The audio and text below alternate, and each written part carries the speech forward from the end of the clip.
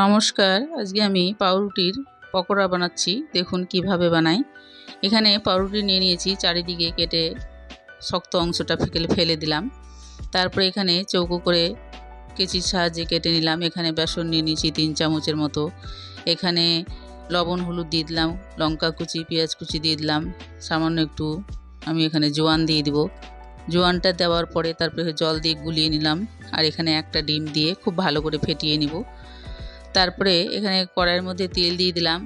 তারপরে পাউরুটিগুলো আমি এখানে বেসনের মধ্যে ডুবিয়ে একটা একটা করে ছেড়ে দিলাম।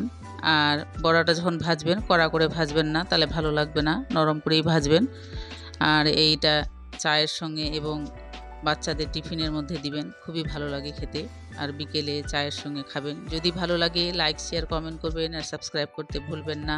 যারা ফেসবুক থেকে দেখছেন তাদের কাছে অনুরোধ আমাকে একটু লাইক বা ফলো করে দেওয়ার জন্য।